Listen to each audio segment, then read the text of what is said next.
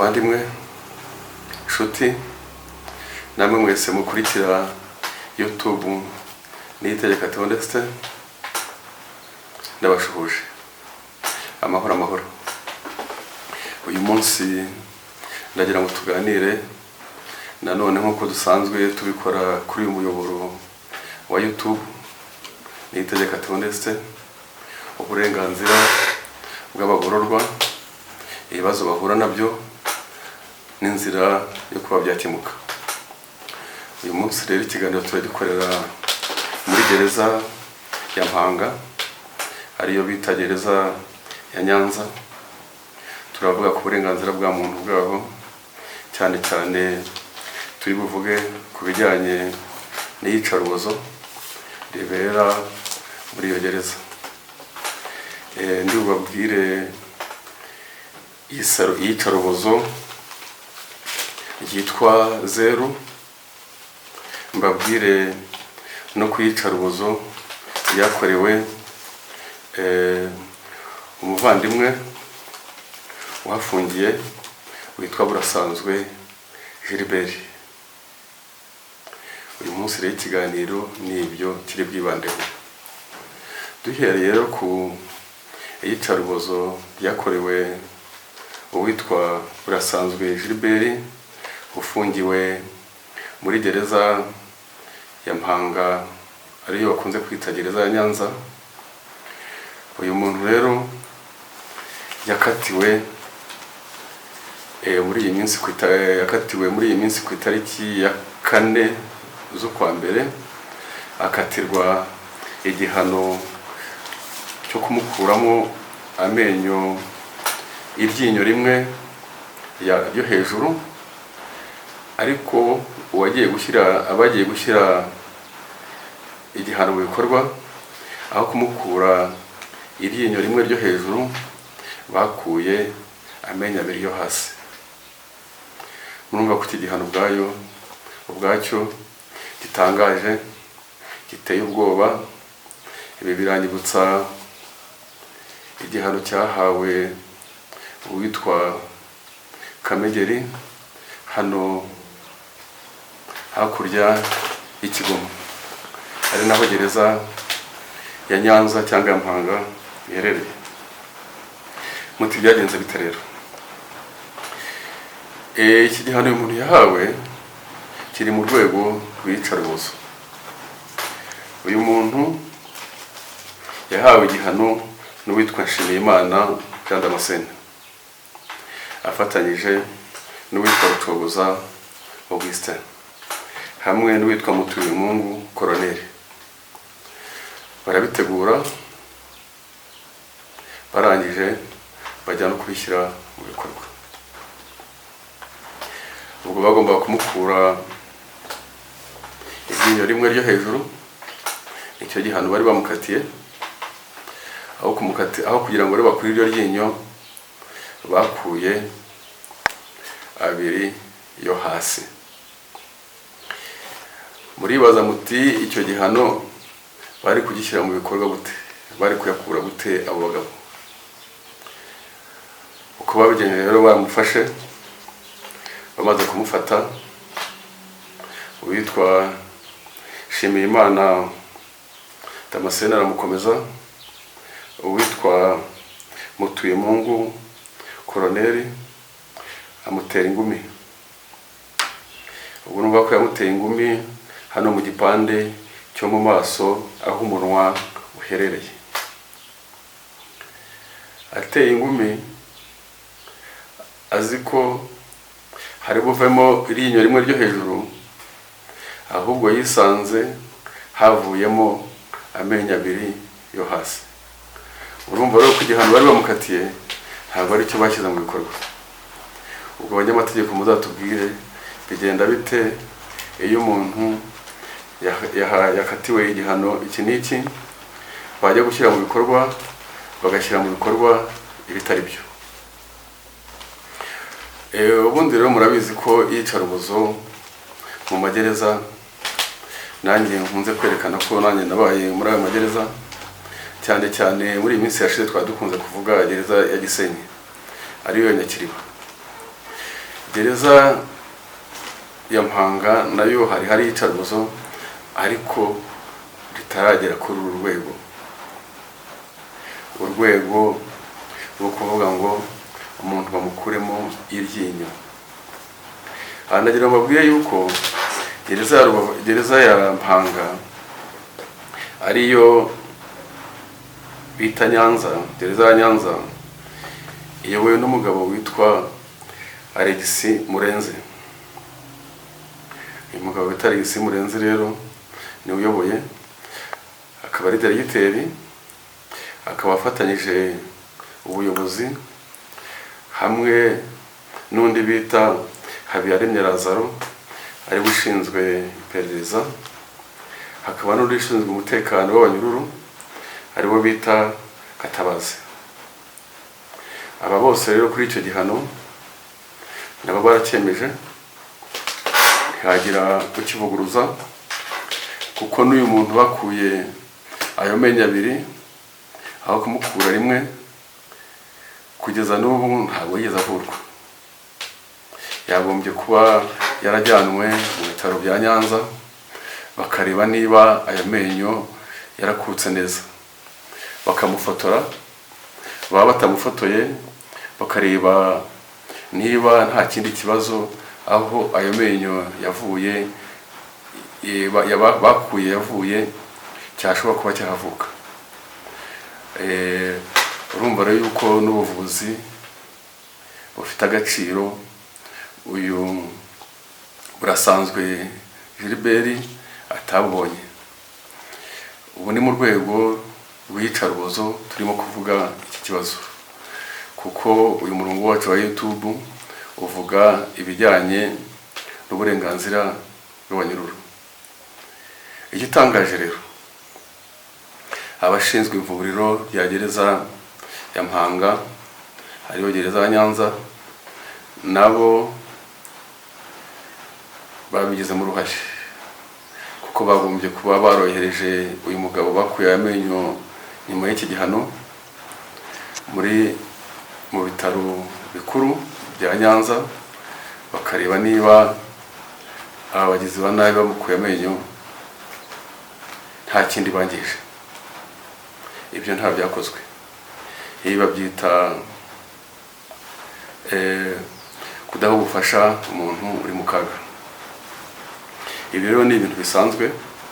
Nagiye ngaragaza ko ahantu hose hagiye haba iyicarubozo muri aya magereza, abashinzwe ubuvuzi nabo bagiye bagira uruhari mu guhishira no kutagaragaza ngo bagaragariza leta ibyabaye. Urumva yuko na diregiteri ubwe ntacyo yakoze ngo abe yahana cyangwa ageze mu nkiko abakoze ibi bintu. Wagira ngo bari babiziranyeho cyangwa n'ubutumwa yari yabahaye. Ariko cyane cyane ahangaha bamenyesha ko gereza igira abantu bashinzwe amategeko bakurikirana ibyabaye muri gereza niba byubahirije amategeko. Ushinzwe amategeko nawe yaricecekeye ntiyagira icyo abivugaho. Ushinzwe umutekano rero ariwe Gatabazi, we rwose akora nkaho nta n'icyabaye. Ibintu yarabyihoreye. Umuvandimwe burasanzwe bakuye amenyo abiri yo hasi aho kumukura rimwe nk'uko bari bamuciriye urwo rubanza babimukatiye, ahubwo bamukura abiri. Murumva rero ko iyicarubozo riracyakomeje mu magereza. Ibyabaye Rubavu, muri gereza Rubavu, nta somo byasigiye abayobozi b'amagereza. Ubundi bagombye kuba barimo kwitwararika. Ubundi iyo bakoze iyicarubozo, umuntu ashobora kuba yavunika cyangwa akaba yatakaza umwanya umwe urugendo ndashaka kuvuga akaba yatakaza urugingo cyangwa akaba yapfa. Uyu rero turimo kuvuga burasanzwe urugingo yatakaje n'amenyo. Nababwiye bamukatiye icyo gihano harimo Nshimiyimana, hakabamo Nshimiyimana Damascene, hakabamo Rucogoza Augustin, hakabamo na Mutuyemungu Colonel. Abo bose nibo bahaye igihano uyu mugabo. Aha rero turi bwibaze niba hari abantu bashobora kwinjira mu buzima bw'ubuntu bakaba basimbura inkiko bagakatira umuntu igihano iki n'iki. Abanyamategeko ubwo muzatubwire. Ubuyobozi bwa gereza nababwiye ko nabwo bwabifashe nkaho nta cyabaye, bubiha umugisha. Uwagiriwe urugomo ntiyagezwa no kwa muganga, n'igihe hagerejwe ubuvuzi yahawe ntabwo bwerekana ko buhagije. Yagombye kuba yarajyanywe mu cyuma bakamufotora cyangwa bakareba aho hose ko nta kindi cyangiritse. Aha rero abashaka kuvuga ngo nimureke turwanye iyicarubozo mu magereza. Niba umuntu yagiye gufungwa agenda agiye gukora kurangiza ibihano umucamanza yamuhaye, numva yuko agiye ku giti cyanjye nta wundi muntu ufite uburenganzira bwo kuba yatanga ibindi bihano birenze iby'umucamanza. Ahubwo haramutse habonetse umuntu wakoze icyaha kibangamira uburenganzira bw'undi, agezwa imbere y'ubutabera, umucamanza akabifataho umwanzuro. Aha ndagira ngo mbabwire ko muri iyo gereza muri aya mezi ashize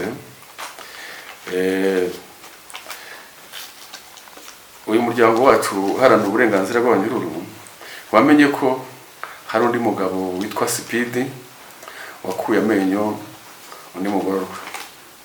Ariko uwo Speed ubu ngubu ari mu butabera, harimo kuburana ngo icyaha nikimuhama azahabwe ibihano bijyanye n'icyaha yakoze.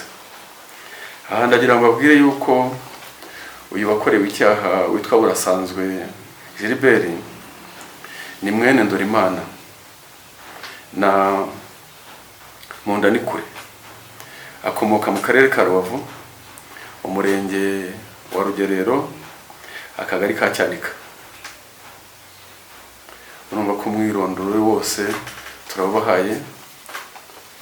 Ntabwo ari ibintu by'ibihuha, ni ibintu byabaye biba ku mugaragaro.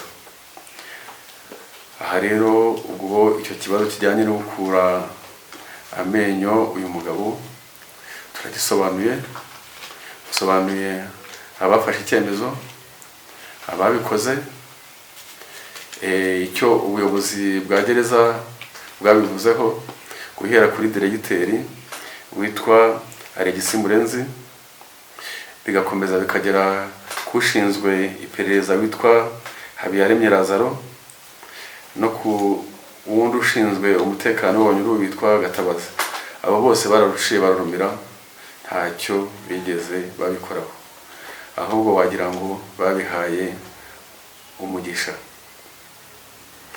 Aha rero nkabagira ngo mbabwire yuko dufite abavandimwe bakurikirana iby'uyu muryango wacu ukora,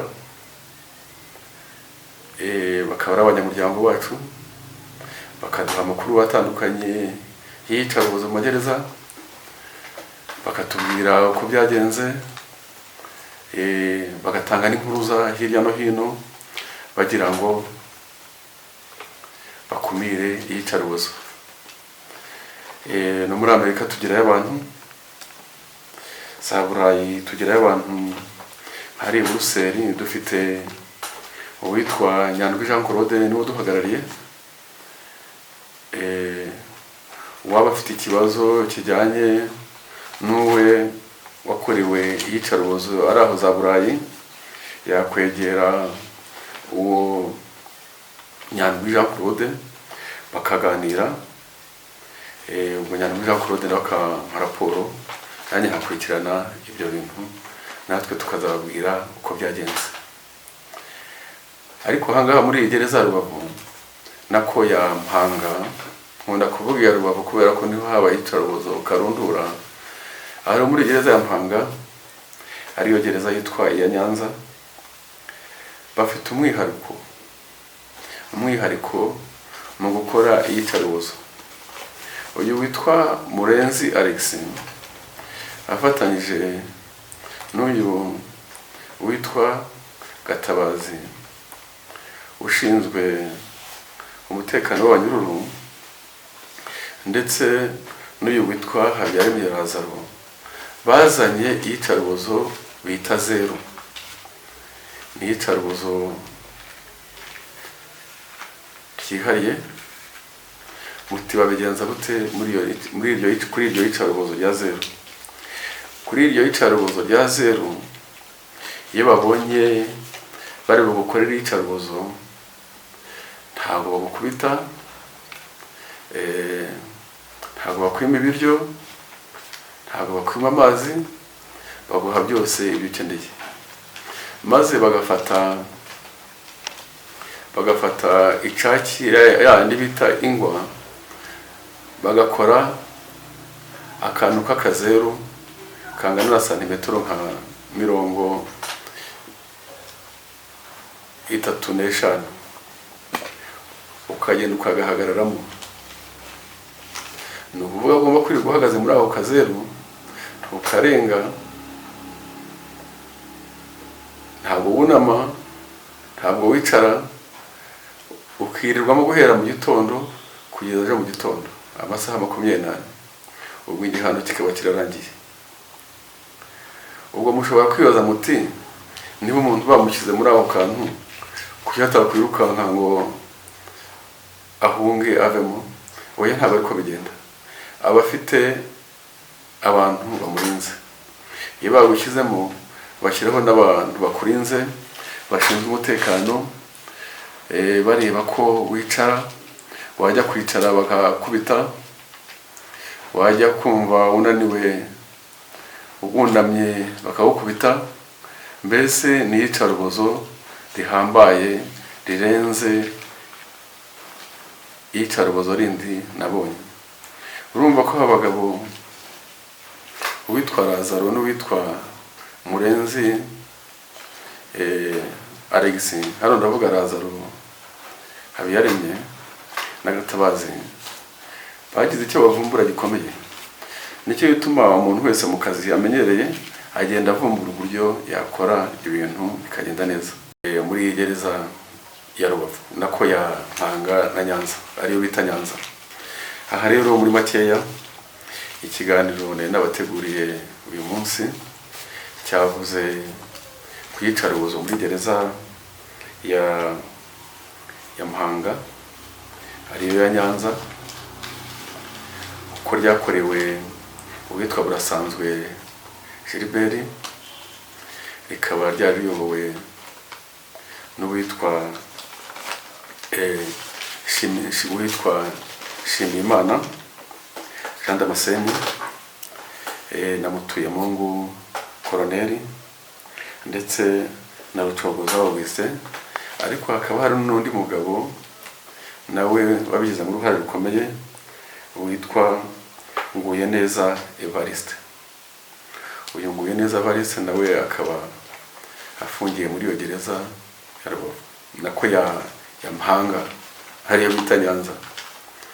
Bikaba rero bigaragara yuko iyicarubozo rikomeza mu magereza. Natwe rero dukomeje gushishikariza ababona aho iyicarubozo ririmo kubera kubitubwira, natwe tukabishyira muri raporo zacu. Nababwiye yuko na za Burayi dufite abantu, no muri za Amerika hose. Ubushize nkaba nababwiye yuko kubijyanye nuko abanyururu barimo guhendwa mu iduka rihari, ririmo kubaza Rwanda Revenue Authority, igituma ibicuruzwa bicuruzwa muri gereza byikubye kabiri ku biciro hano tubihahiramo. Ariko kugeza n'ubu Rwanda Revenue Authority ntacyo irabikoraho. Nkaba nkomeje muri buri kiganiro nisaba ko yamanuka ikajya kureba ibibera mu maduka ari mu magereza. Murakoze, mugira amahoro. Yari Dr. Niyitegeka Theoneste, umuharanizi w'uburenganzira bwa muntu. Iki kiganiro tukaba tugitanze mu rwego rw'ishyirahamwe ryitwa Stop Torture Now, bivuga ngo hagarika iyicarubozo vuba na bwangu. Murakoze, mugira amahoro.